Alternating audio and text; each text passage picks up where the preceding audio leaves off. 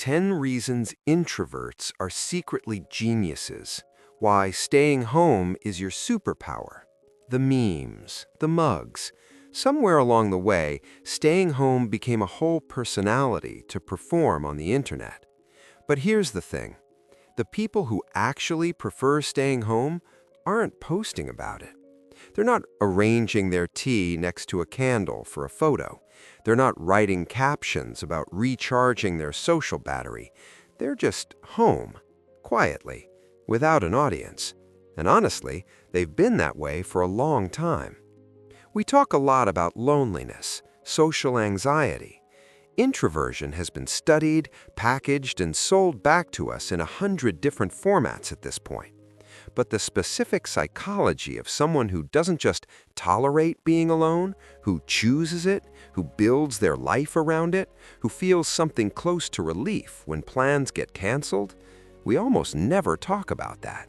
And the fact that we don't, that invisibility, it's actually part of the psychology. Picture this, a Tuesday, nothing special about it, which is the whole point. A kid, maybe 9 or 10, walks home from school. The house is quiet. One parent's still at work. The other is somewhere else in the building.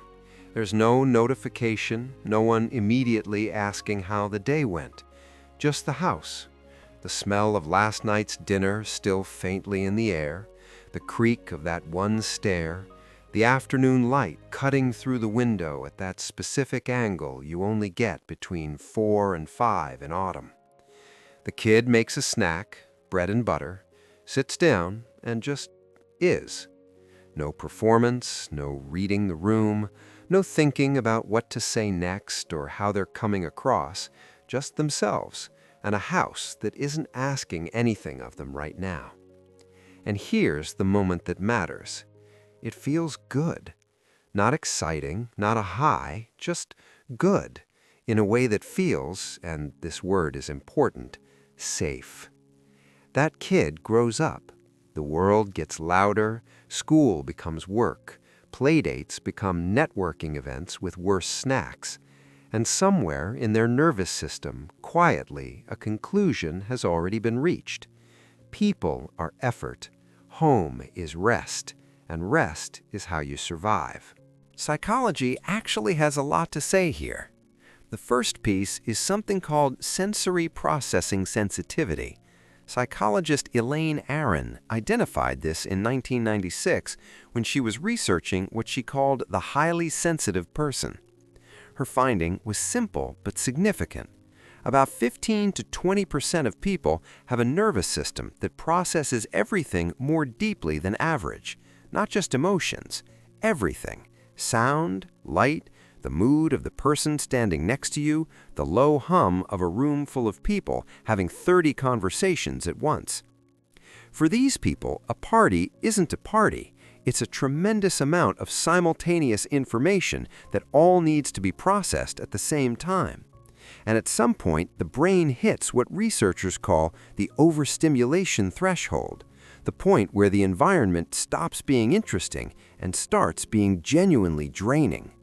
Home, by contrast, is known, controlled, predictable. For a nervous system wired this way, home isn't just comfortable, it's where the system can actually work. But the second concept is the one I find more interesting, and it doesn't get nearly enough attention. It's called behavioral inhibition. Jerome Kagan, a psychologist at Harvard, started researching this in the 80s. He tracked children who showed early signs of caution around unfamiliar situations, new people, new places, anything unknown. And what he found was that these weren't simply shy kids. Their nervous systems were calibrated toward caution, wired to pause, look around, figure out what they're dealing with before they engage. And here's what's worth sitting with. Caution is not fear. Caution is the brain doing a risk assessment before it commits. In environments where social outcomes were unpredictable, where saying the wrong thing had real consequences, where being too much got you rejected, where the rules kept changing depending on who was in the room, the brain learned something completely rational. Watching is safer than jumping in. And when home was the one place where actions and outcomes were directly linked, where if you wanted quiet, you could actually have it, where the environment responded to you rather than the other way around, the brain didn't just prefer it, it stored it, filed it away as the baseline for what safe feels like. But this isn't purely about individual wiring. The world these people grew up in matters too. Think about the kids who came of age in the late 70s and 80s. They watched their parents navigate recessions, job losses, the slow, grinding erosion of trust in institutions that were supposed to be permanent. They saw that the social contract, work hard, show up, be part of the community, and things will work out, wasn't always honored. They watched neighbors lose houses, factories close, things that looked solid just stop. And that drilled in something specific, not cynicism exactly, more like earned realism. The world isn't consistently safe. Large social situations are, if you're being honest about it, performances with unpredictable outcomes. Home, your home, the one you actually control, is the one space where consequence stays manageable. That's not paranoia. That's a nervous system doing exactly what it evolved to do, learning from experience, adjusting. For a lot of people who grew up watching instability from a back bedroom, the lesson was never hide from the world. It was more careful than that. It was be deliberate about when you step into it.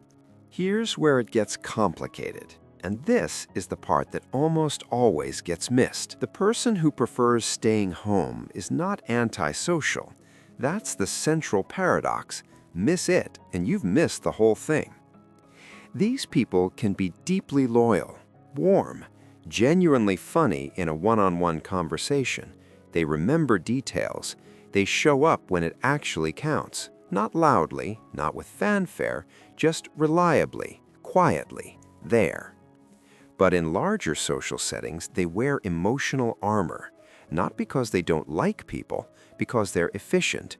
They've figured out, pretty accurately, that large groups require a kind of continuous performance that costs more than it gives back, so they opt out. And the world, which runs on visibility, reads this as coldness, arrogance, not caring. It's none of those things. Psychologist Julie Norham has written about what she calls defensive pessimism, the strategy of going into an uncertain situation with lowered expectations so your ability to actually function stays intact. When it works, it's not a flaw, it's a tool. It protects the gap between what you hoped for and what actually happened from swallowing you whole. The person who prefers staying home has quietly applied this to their social life. They don't expect the party to be worth it, so they don't go. And that protects the warmth and attention they genuinely have for the interactions that actually mean something. They're self-reliant in a way the modern world, which runs almost entirely on networks and being seen, genuinely doesn't know what to do with. Deeply social in private, reserved in public, a walking contradiction that mostly resolves itself in a quiet room. And then there's this part, the part nobody talks about. People who prefer staying home tend to develop a very particular relationship with competence. When you spend real time alone, not performing solitude for an audience, just actually alone, you fill that space with things. You learn, not for anyone else, not for a credential or a post or a conversation starter. You fix the shelf because it's broken and it bothers you. You learn to actually cook. You read the long book. You form opinions that weren't handed to you by the social consensus of a room full of people all subtly agreeing with each other. Psychologists call this intrinsic motivation, doing something for the internal satisfaction of doing it, rather than for external recognition. And people who are most comfortable alone have a high tolerance for it, because they've spent years doing things that no one will ever know about. They don't post about it, they just do it. And over time, that builds a kind of quiet competence, the kind that doesn't need validation because it was never built on validation in the first place. It was built in rooms where no one was watching. Their relationship with authority is interesting too. Not reflexively rebellious, but not deferential either. They've spent too much time forming their own views in private to just absorb someone else's wholesale. They respect real competence in others and have very little patience for the performance of competence, which, once you start noticing it, is absolutely everywhere. This makes them invisible in the most functional sense of the word, not competing for the room's attention, not managing how they're coming across, just quietly, consistently, doing the actual work. There's a type of wall in architecture called a load-bearing wall. It doesn't look special, doesn't draw your eye when you walk in. It's not the feature wall, not the vaulted ceiling, not the thing anyone mentions when they're describing the space. It's usually just there, unremarkable. But take it out, and the whole structure changes.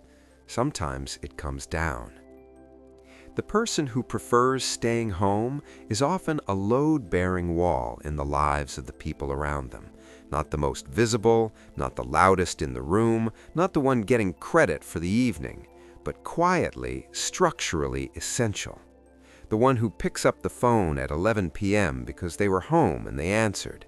The one who remembers something you mentioned 6 months ago that you'd already forgotten you said. The one who doesn't need a party to be happening to feel like their life is full. They're not missing out. They're not waiting to be fixed. In a world that has built its entire social infrastructure around performance and visibility and the relentless pressure to be seen, they are doing something quietly radical, choosing realism over spectacle, presence over performance, depth over reach.